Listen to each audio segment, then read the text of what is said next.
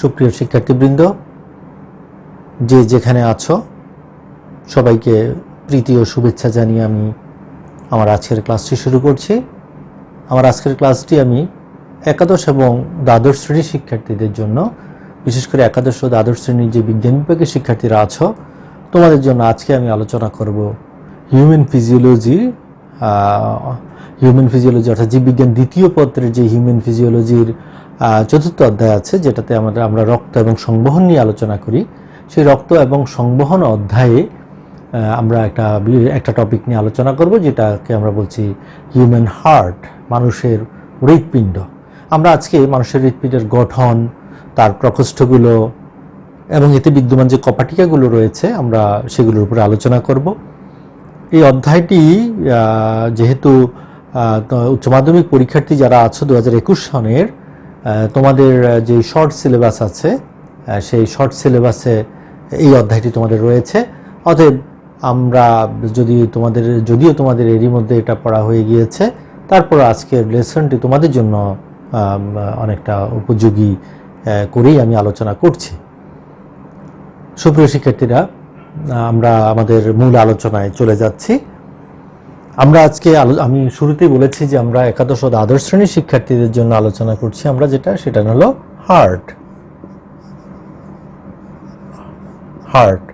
Heart বা হৃৎপিণ্ড নিয়ে আমরা আজকে আলোচনা করব।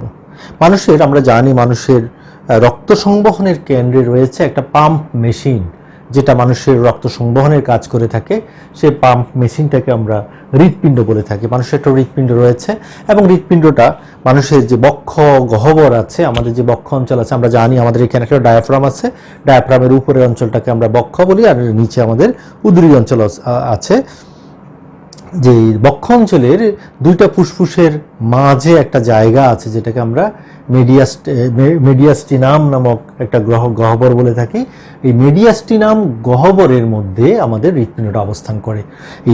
অর্থাৎ বক্ষ অঞ্চলের দুই ফুসফুসের মাঝে মেডিয়াস্টিনাম যে গহ্বর, সেই গহ্বরের মধ্যে আমাদের একটা পাম্প মেশিন আছে, যেটা আমাদের রক্ত সংবহনের কাজ করে, রক্ত সঞ্চালনের কাজ করে থাকে। আমরা সেই পাম্প মেশিনটা নিয়ে আমরা আজকে কথা বলবো, আমাদের হৃৎপিণ্ডটা নিয়ে কথা বলবো, আমাদের হৃৎপিণ্ডের গঠনটা নিয়ে আমরা কথা বলবো। এটা আমাদের রক্তকে পাম্প করে সমগ্র দেহে পরিচালিত করে, সমগ্র দেহে সঞ্চালিত করে। এটা আমাদের রক্তের পাম্প মেশিন। একজন সুস্থ স্বাভাবিক মানুষের দেহের যে, অর্থাৎ একজন প্রাপ্তবয়স্ক মানুষের যে দেহে যে হৃৎপিণ্ডটা থাকে, সেটা সাধারণত আমরা যদি পুরুষ এবং মহিলাদের ক্ষেত্রে আমরা দেখব, তো পুরুষ এবং মহিলাদের ক্ষেত্রে দেখি আমরা এই হৃৎপিণ্ডটার আকার আকৃতি তাদের মধ্যে একটু পার্থক্য রয়েছে। একজন পুরুষের দেহে যে হৃৎপিণ্ডটা থাকে সাধারণত এটা 250 থেকে 390 গ্রাম পর্যন্ত ওজন হয়ে থাকে, যা অন্যদিকে মহিলাদের ক্ষেত্রে আমরা দেখব যে এইটা সাধারণত 200 থেকে 275 গ্রামের মতো হয়ে থাকে। এই আকার আকৃতিতে আমরা এই পার্থক্যটা দেখে থাকি। একজন মানুষের হৃৎপিণ্ড প্রতি একজন মানুষের যেই যেই আয়ুষ্কাল, সেই আয়ুষ্কালের মধ্যে আমরা দেখি যে 155 মিলিয়ন লিটার যেই রক্ত পাম্প করে থাকে। 155 মিলিয়ন লিটার সারা জীবনে রক্ত পাম্প করে, এবং এই 155 মিলিয়ন লিটার রক্ত পাম্প করার জন্য তাকে প্রায় 2600 মিলিয়ন বার স্পন্দন, অর্থাৎ 2600 মিলিয়ন বার স্পন্দনের মাধ্যমে সেটা 155 মিলিয়ন লিটার বা 1.5 লক্ষ টন রক্ত পাম্প করে থাকে আমাদের সারা জীবন দশায় আমাদের হৃৎপিণ্ডটা। তো এইভাবে হৃৎপিণ্ডটা কাজ করে। হৃৎপিণ্ডটা আমাদের বক্ষ অঞ্চলে আমরা বলছি মেডিয়াস্টিনাম গহ্বরের মধ্যে অবস্থান করে। হৃৎপিণ্ডটা কিন্তু আমাদের একেবারে বক্ষের মাঝামাঝি অবস্থান করে। আমরা এটাকে ওইভাবে বলবো না, যদিও হৃৎপিণ্ডের আমরা গঠনে আমরা দেখবো যে এটার যে উপরের অংশটা, যেটাকে আমরা বেজ বলি, আমরা যে একটা হৃৎপিণ্ড আঁকবো একটু পরে, এঁকে আমরা ব্যাখ্যায় যাব যে হৃৎপিণ্ডটা যে বক্ষ অঞ্চলের আমাদের মাঝামাঝি অবস্থান করলেও হৃৎপিণ্ডটা এরকম বাম দিকে, অর্থাৎ তার নিচের প্রান্তটা একটু বাম দিকে বেঁকে থাকে, যার ফলে দেখা যায় আমরা দেখি আমাদের হৃৎপিণ্ডের মূল অংশটা, বেশিরভাগ অংশটাই আমাদের বাম দিকে থাকে। আমরা এরকম স্বাভাবিকভাবে বলে থাকি যে হৃৎপিণ্ড বক্ষ অঞ্চলের বাম পাশে অবস্থিত। ব্যাপারটা ঠিক ওই রকম না। বাম পাশে বলতে মাঝামাঝি অবস্থান করে, কিন্তু বাম দিকে বেঁকে থাকার কারণে এটা পোর্শনটা, বেশিরভাগ অংশটা বাম পাশে চলে যায়, এই জন্য আমরা ওই কথাটা বলি। আর হৃৎপিণ্ডটা বক্ষ অঞ্চলে কিন্তু এইভাবে সোজা থাকে না, এটা দেখা গেছে মাঝামাঝি এটার মূল অংশটা থাকলেও এটা নিচের অংশটা এরকম একটু উপরের দিকে বাঁকা হয়ে থাকে, যার উপরের দিকে উঠে থাকে, যার ফলে নিচের প্রান্তটা আমাদের বিশেষ করে 5 এবং 6 নাম্বার যে রিব আছে, যেটাকে আমরা পরশুকা বা রিব বলে থাকি, এই 5 এবং 6 নাম্বারের রিবের মাঝ বরাবর আমাদের হৃৎপিণ্ডের নিচের প্রান্তটা অবস্থান করে। আমরা প্রথমে একটা হৃৎপিণ্ড আঁকবো, তাহলে আমাদের পুরো বিষয়টা আমাদের জন্য সহজ হয়ে যাবে। এখন আমি একটা হৃৎপিণ্ড আঁকবো, এবং এই হৃৎপিণ্ডটা আমরা যখন আঁকবো তখন আমরা এটাকে একদম সহজ করে আমরা শিখে নিব, কারণ পরবর্তীতে আমরা যখন দেখবো যে আমাদের পরীক্ষায় কিন্তু হৃৎপিণ্ডের লম্বচ্ছেদ আসে, আমরা একদম সহজ করে শিখবো, বইয়ের মতো অতটা জটিল করে দরকার নেই। কেন সহজ করে শিখবো? কারণ তোমাদের আসলে যেটা করতে হয় যে পরীক্ষায় আমরা লম্বচ্ছেদ আঁকতে বলি বা লম্বচ্ছেদ আসে তোমাদের, তোমরা একদম ফ্রি হ্যান্ড, অর্থাৎ এটার চেম্বারগুলো বা এটার যেখান দিয়ে রক্ত প্রবেশ করে, যেখান দিয়ে রক্ত বেরিয়ে যায়, এই জায়গাগুলো, কপাটিকাগুলো, এগুলো স্পেসিফিক তোমরা যদি দেখাতে পারো, ঠিক ওইভাবে দেখানোর জন্য যতটুকু দরকার ঠিক ওই রকম করে তোমরা একটা হৃৎপিণ্ড আঁকবে। তো আমরা যদি সেই ক্ষেত্রে দেখি, তাহলে আমরা হৃৎপিণ্ডটাকে এইরকম দেখবো। আমরা যদি দেখো, আমি এই জায়গাটা মুছে নেই, যদি এই জায়গাটা মুছে নেই, তাহলে আমরা দেখো আমরা একটা হৃৎপিণ্ডকে আমরা এইরকম আমরা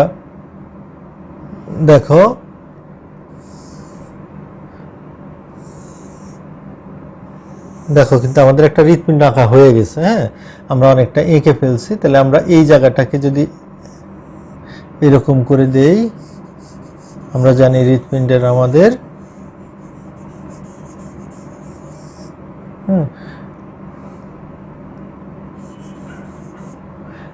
দেখো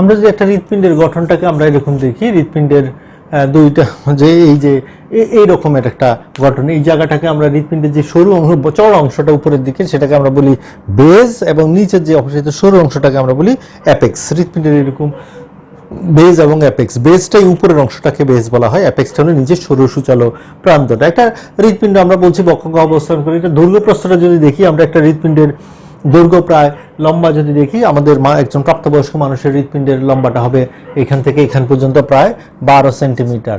হ্যাঁ, আর যেটা 12 সেন্টিমিটার লম্বা হবে এবং চওড়া হবে প্রায় 8 সেন্টিমিটার।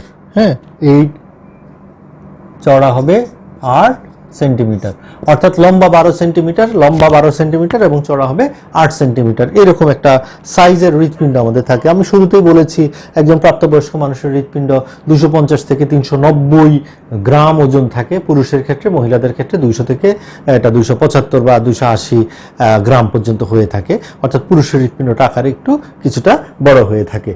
এটা স্বাভাবিক আমরা আকার আকৃতি বা গঠনটা এরকম দেখলাম। এখন আসি আমরা একটা হৃৎপিণ্ড আমাদের বক্ষ অঞ্চলে অবস্থান করে, হৃৎপিণ্ডটা একটা সুরক্ষিত অঙ্গ, এটা রক্ত পাম্প করে, অতএব এটাকে বাধাহীনভাবে যেহেতু রক্ত পাম্প করতে হচ্ছে, অতএব সেই জন্য হৃৎপিণ্ডটাকে যাতে বা আমাদের দেহের আমাদের চলাফেরা, আমাদের নড়াচড়া বা বিভিন্ন কাজ সময়ে হৃৎপিণ্ড যাতে কোনোভাবে তার পাম্প ক্রিয়া হৃৎপিণ্ডের পাম্প ক্রিয়াটা বাধাগ্রস্ত না হয়, সেই জন্য হৃৎপিণ্ডের বাইরে একটা আবরণ দ্বারা এটা প্রটেক্টেড থাকে।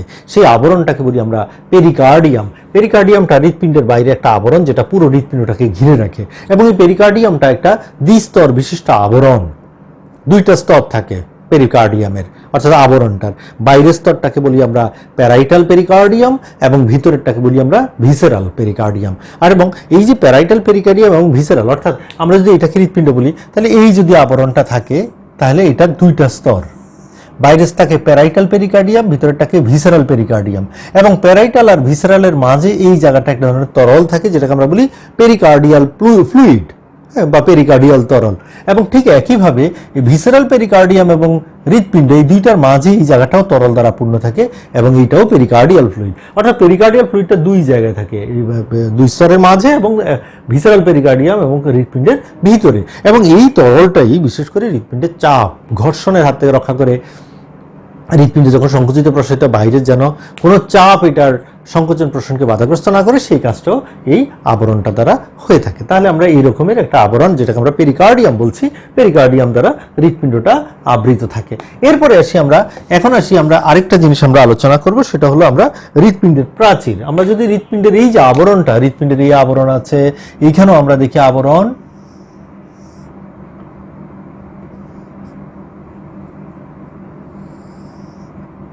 এইখানেও আমরা আবরণ দেখি হৃৎপিণ্ডের। এই আবরণের মধ্যে এই হৃৎপিণ্ডের আবরণটা 3 স্তর বিশিষ্ট, বাইরের একটা স্তর, মাঝখানে একটা স্তর, ভিতরে একটা স্তর, অর্থাৎ হৃৎপিণ্ডের আবরণ, হৃৎপিণ্ডটা ত্রিস্তর বিশিষ্ট। 1 নম্বর স্তর, যেটাকে আমরা একদম সবচেয়ে বাহিরের স্তর বলি, এটাকে আমরা বলি এপিকার্ডিয়াম।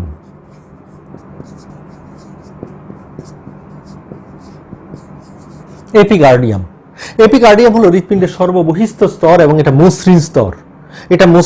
এটাতে কোনো পেশি সংযুক্ত থাকে না, তবে এটার উপরে প্রচুর পরিমাণে ডিপোর্ট ফ্যাট থাকে বা সঞ্চিত চর্বি থাকে। সঞ্চিত চর্বি দ্বারা এটা আবৃত থাকে এবং এই স্তরটা খুবই মসৃণ হবে, এটাতে অন্য কোনো পেশি সংযোগ থাকবে না, এটা খুবই পাতলা একটা স্তর, এটা আমরা বলছি এপিকার্ডিয়াম। ঠিক একইভাবে মাঝখানে এই যে পুরু স্তরটা, এই জায়গাটাকে বলি আমরা 2 নম্বর মায়োকার্ডিয়াম।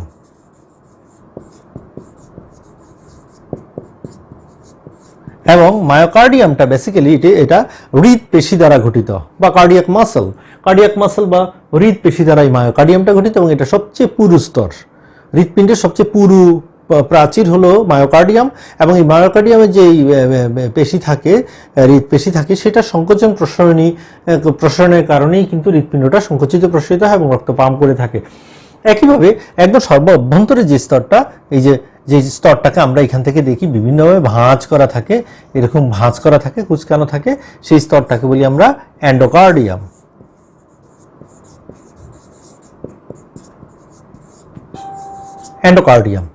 এন্ডোকার্ডিয়াম স্তরটা হলো সর্ব অভ্যন্তরের স্তর এবং এই এন্ডোকার্ডিয়াম স্তরের মধ্যে বিশেষ করে এন্ডোকার্ডিয়াম স্তরের মধ্যে বিভিন্ন রকমের পেশি থাকে এবং এটা বিভিন্ন ধরনের তন্তুর মতো, আঁশের মতো থাকে, যেটাকে আমরা বলি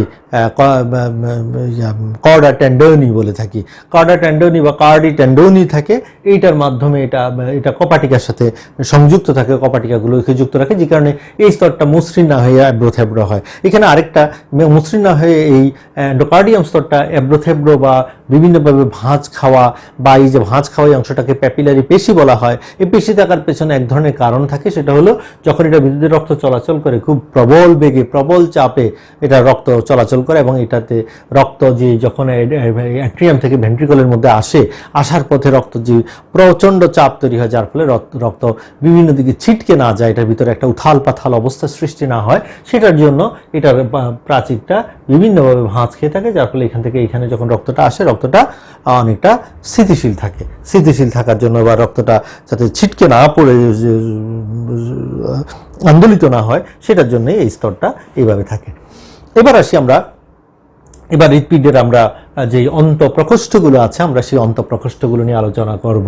আমরা হৃৎপিণ্ডের অন্তঃপ্রকোষ্ঠ আলোচনা করতে গেলে আমরা দেখব যে হৃৎপিণ্ডের ভিতরে আমরা এটা জানি অনেক ক্ষেত্রে যে আমাদের মানুষের হৃৎপিণ্ডে 4টা প্রকোষ্ঠ থাকে। শুধু মানুষ না, অ্যাভিস অ্যান্ড ম্যামালিয়া শ্রেণী যেটা আছে, অর্থাৎ পাখিদের যে শ্রেণী এবং মানুষের যে শ্রেণী ম্যামালিয়া, এই 2টা শ্রেণীতে হৃৎপিণ্ডটা 4টা প্রকোষ্ঠ নিয়ে গঠিত হয় এবং এই 4টা প্রকোষ্ঠের মধ্যে উপরের 2টা প্রকোষ্ঠকে বলা হয় অ্যাট্রিয়াম। আমরা কখনো আগে এগুলোকে অলিন্দ বলা হতো, আমরা এখন অলিন্দ বলবো না, অ্যাট্রিয়াম। আর নিচের 2টাকে বলা হয় ভেন্ট্রিকল।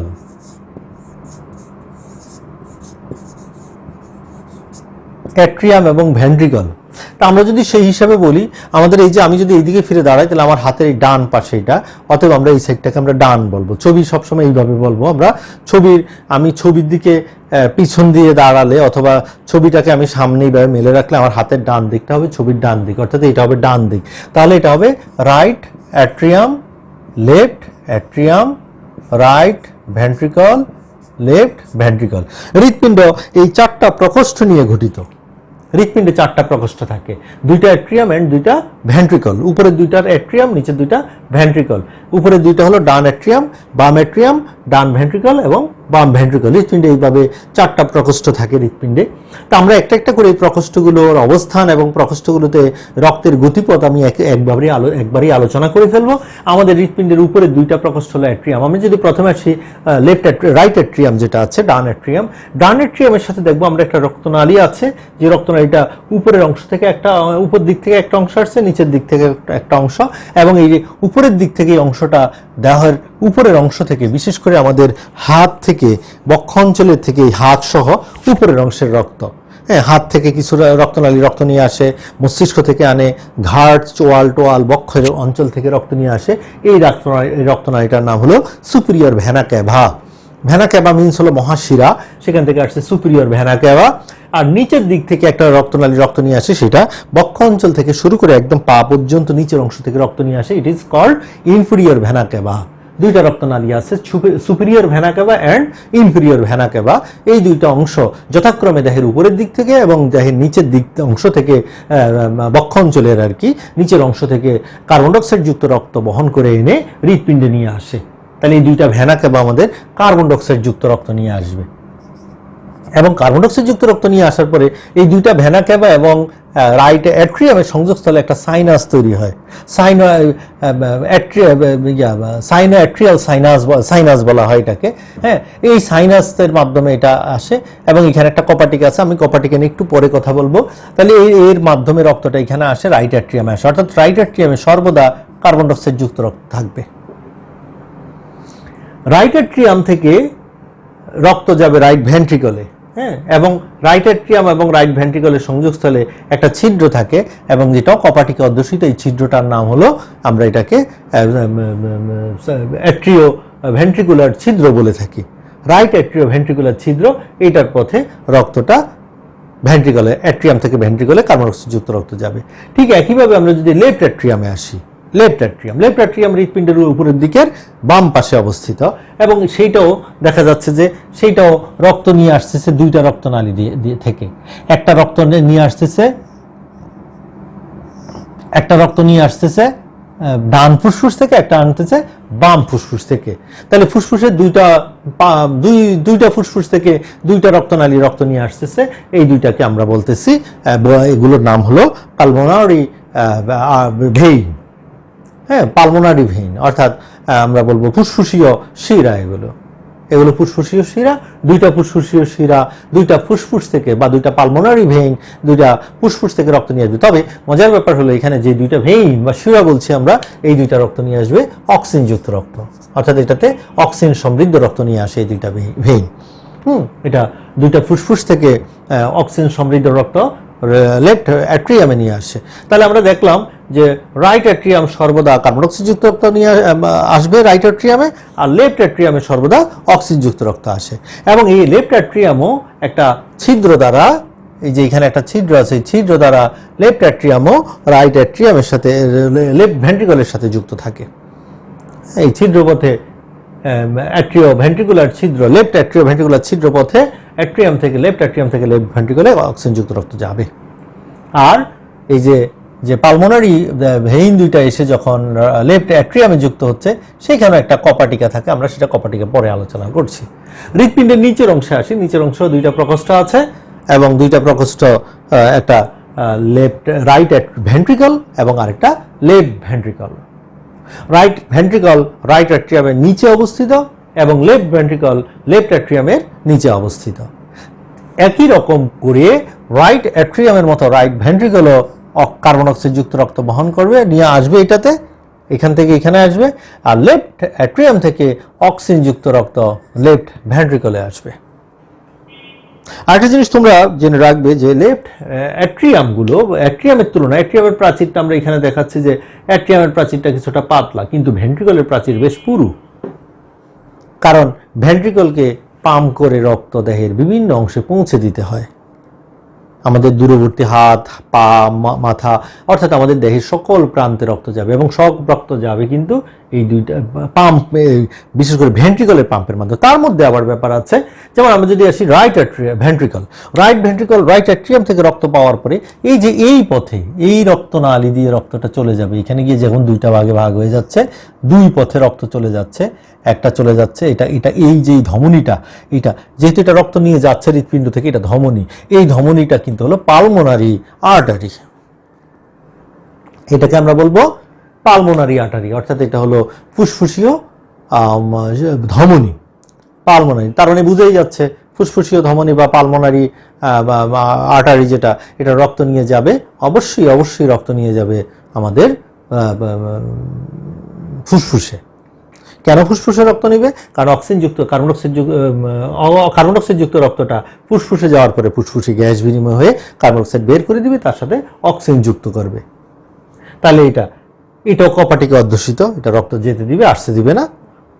এরপরে আসি রাইট ভেন্ট্রিকল। রাইট অ্যাট্রিয়াম থেকে অক্সিজেন যুক্ত রক্ত পাওয়ার পরে সেই রক্তটাকে এইখানে আরেকটা ধমনী আছে, এই ধমনী যেটাকে আমরা অ্যাওর্টা বা মহাধমনী বলে থাকি, এই অ্যাওর্টা বা মহাধমনীর মাধ্যমে রক্তটাকে সে পৌঁছে দিবে দেহের বিভিন্ন অংশে।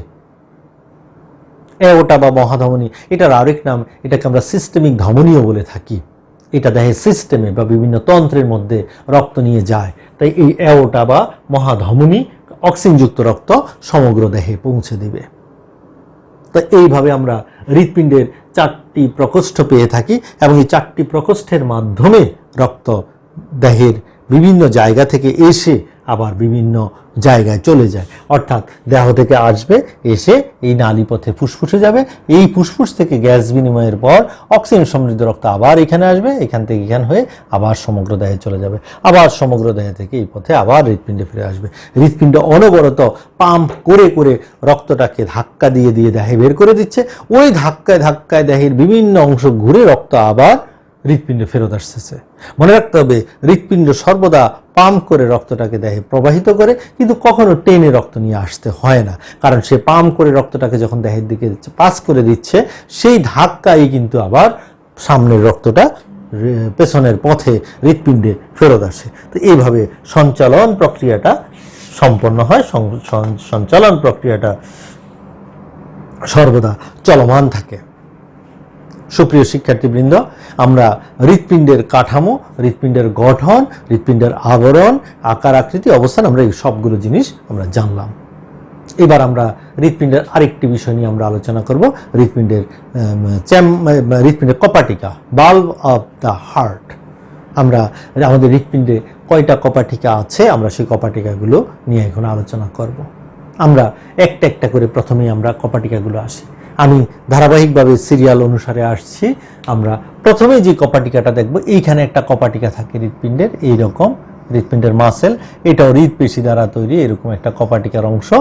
এবং হৃৎপিণ্ড রক্ত, এই কপাটিকা, এই যে কপাটিকাটা থাকে, ইট ইজ কল্ড ইউস্টেশিয়ান কপাটিকা। হৃৎপিণ্ডের প্রথমেই যে কপাটিকাটা থাকে এই জায়গায়, এই কপাটিকাটাকে বলি আমরা ইউস্টেশিয়ান কপাটিকা। এটা কোথায় অবস্থিত? এটার এক পাশে অবস্থিত হলো সাইনাস, অর্থাৎ সুপিরিয়র অ্যান্ড ইনফেরিয়র ভেনা কেভা, যে এই জায়গাটা এসে একটু চেম্বারের মতো হয়ে গেছে, এই জায়গাটাকে বলি আমরা সাইনাস। মনে রাখবা, সাইনাসের মিনিং হলো, সাইনাস মানে হলো রক্ত বা তরলপূর্ণ গহ্বরকে বলা হয় সাইনাস। তো এই রক্তনালীটা রক্তপূর্ণ হয়ে এখানে একটা চেম্বারের মতো তৈরি করে ফেলছে, এটাকে বলি আমরা এর জন্য সাইনাস। আর এটা হলো অ্যাট্রিয়াম। সাইনাস আর অ্যাট্রিয়াম, একদিকে অ্যাট্রিয়াম আর একদিকে রাইট অ্যাট্রিয়াম, একদিকে সাইনাস, এই দুইটা সংস্থলে কপাটিকাটা থাকে। এই কপাটিকাটা রক্তকে সুপিরিয়র এবং ইনফেরিয়র ভেনা কেভা দ্বারা যে আগত রক্তটাকে শুধুমাত্র হৃৎপিণ্ডে প্রবেশ করতে দিবে, হৃৎপিণ্ডের রাইট অ্যাট্রিয়ামে প্রবেশ করতে দিবে, কিন্তু রাইট অ্যাট্রিয়াম থেকে কখনো রক্তকে উল্টো পথে যেতে দিবে না, বাধা দিবে।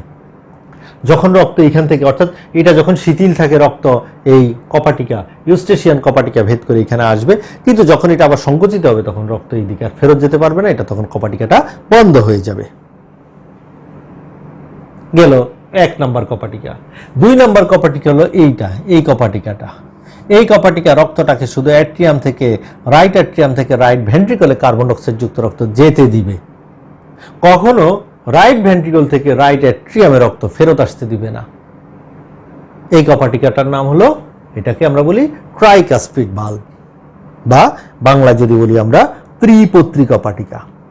ত্রিপত্রী কপাটিকা বা ট্রাইকাসপিড ভালভ এটাতে এই কপাটিকা তিনটা পার্ট থাকে, একটা দুইটা আর এই দিক থেকে একটা। এই তিনটা পার্ট থাকার কারণে এটাকে আমরা তিনটা পার্ট থাকে, হ্যাঁ, এই জন্য ত্রিপত্রী কপাটিকা বা ট্রাইকাসপিড ভালভ বলা হয়। গেল এটা। এরপরে এইখানে একটা কপাটিকা আছে, এই জায়গাটায় এই জায়গাটা একটা কপাটিকা থাকে, এটা হলো অর্ধচন্দ্রাকার বা সেমিলুনার কপাটিকা। এটা দুইটা পার্ট থাকে, দুইটা পার্ট দিয়ে এটা তৈরি। এটা অনেকটা দ্বিপত্রী কপাটিকার মতোই, কিন্তু এটা সেমিলুনার। দুইটা পার্ট এখানে এইরকম ভাবে দুইটা পার্ট থাকে, এই চাঁদের মতো অর্ধচন্দ্রাকার। এই যে এইগুলো কপাটিকা, এরকম দুইটা কপাটিকা থাকে, এই যে এই একটা, এই জন্য এটাকে সেমিলুনার কপাটিকা বলা হয়, অর্ধচন্দ্রাকার কপাটিকা। এটাকে বলা হয় পালমোনারি ভালভ। এটা পালমোনারি ভালভ নামে পরিচিত। এবং এই পালমোনারি ভালভ শুধুমাত্র কার্বন ডাইঅক্সাইড যুক্ত রক্তকে রাইট অ্যাট্রিয়াম থেকে ফুসফুসে, পালমোনারি ধমনী পথে ফুসফুসে যেতে দিবে। ফুসফুস থেকে কখনো উল্টো পথে রক্ত আসতে চাইলে এটা কপাটিকারা বন্ধ হয়ে রক্ত আসাটাকে বাধাগ্রস্ত করবে। তাহলে তিনটা কপাটিকা গেল। 4 নম্বর কপাটিকা আমরা আসি।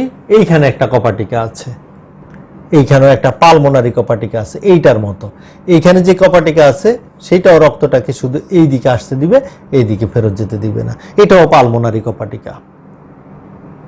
আরেকটা কপাটিকা আছে এইখানে, এই একটা কপাটিকা। এটা হলো লেফট অ্যাট্রিয়াম আর লেফট ভেন্ট্রিকলের মাঝে অবস্থিত। এইখানে রক্তটাকে, অক্সিজেনযুক্ত রক্ত শুধু লেফট অ্যাট্রিয়াম থেকে লেফট ভেন্ট্রিকলে যেতে দিবে। এটাতে দুইটা পার্ট থাকে, এটাতে যেমন তিনটা পার্ট থাকে, এটাতে দুইটা পার্ট থাকে। এই জন্য এটাকে আমরা দ্বিপত্রী কপাটিকা বলে থাকি। বাইকাসপিড ভালভ, এটা বাইকাসপিড ভালভ নামে পরিচিত। এই কপাটিকার এই বাইকাসপিড ভালভের আরেকটা নাম আছে। বাইকাসপিড ভালভকে আমরা আরেকটা নামে ডাকি, এটাকে আমরা মাইট্রাল কপাটিকাও বলি। মাইট্রাল কপাটিকা অথবা বাইকাসপিড।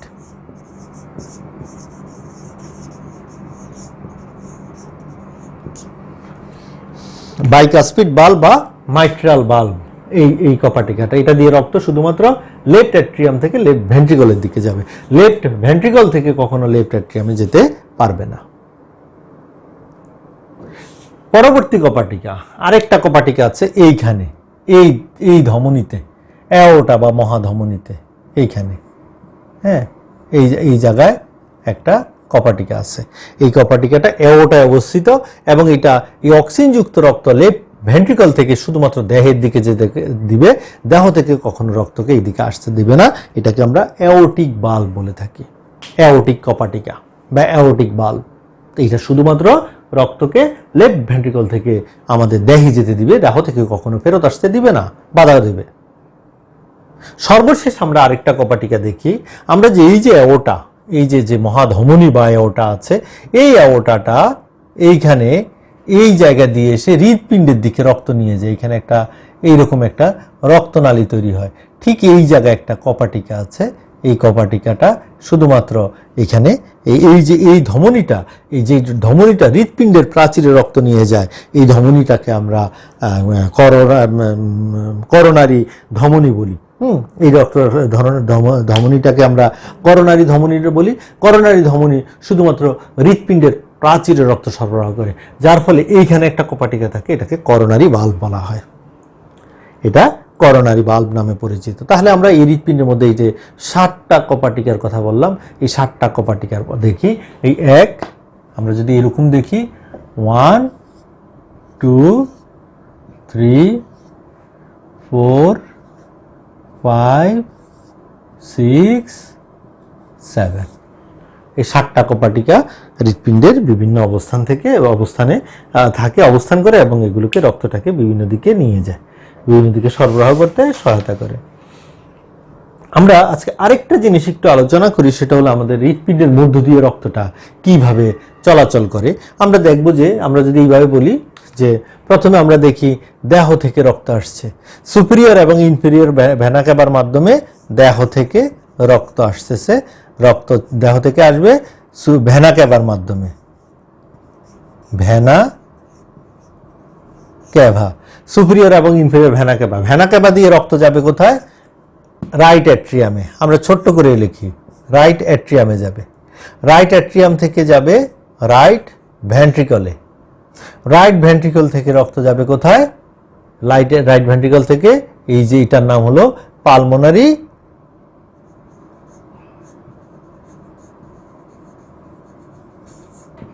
ধমনী। পালমোনারি ধমনী থেকে রক্ত কোথায় যাবে? ফুসফুস। ফুসফুস থেকে রক্ত কোথায় যাবে? পালমোনারি শিরা।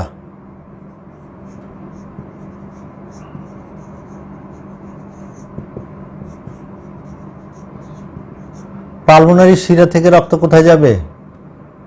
Left atrium. লেফট অ্যাট্রিয়াম থেকে লেফট ভেন্ট্রিকল। লেফট ভেন্ট্রিকল থেকে যাবে কোথায়? এটার নাম অ্যাওর্টা।